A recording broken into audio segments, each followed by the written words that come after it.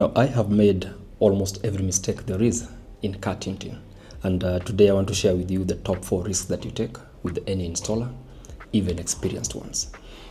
The costliest mistake I've ever made was scratching the window of a 33 million shilling SUV with my blade. And I'm not just a regular installer, I'm a very experienced one. And that mistake is exactly why I stopped doing house calls. If you're new here, my name is William. I run the top rated premium tint shop on Google and AI, and I've done this for 14 years. Now, risk number 1 is the installer scratching your glass. Now, when you do house calls as an installer, the car windows become your cutting board. Now, that is a risk I don't like nowadays, and it is also why we have this cutting glass mounted on the wall. Now, risk number 2 is water in your electronics. Now, modern cars today are full of sensors right here where the dashboard meets the glass. Maji ikiingia hapo ndani, you start seeing warning lights, ABS, check engine, and sometimes the steering becomes heavy. I once had a Subaru Forester, as capable as that car is, struggle to reverse out of the shop because maji iliingia mali haifai.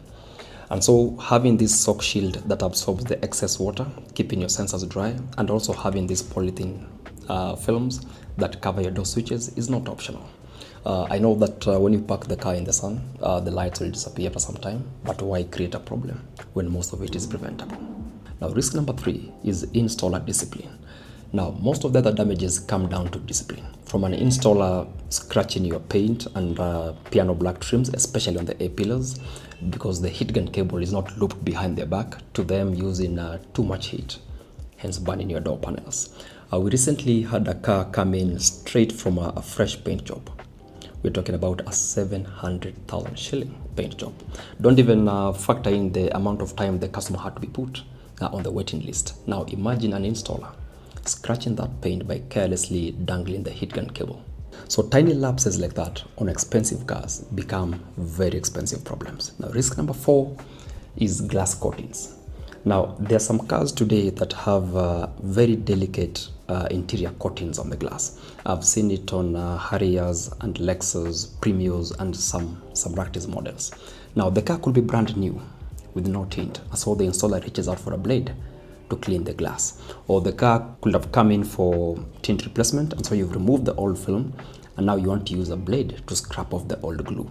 Now, if an installer uses a blade to clean the glass without first testing if the coating is present, he will cut straight into that invisible coating.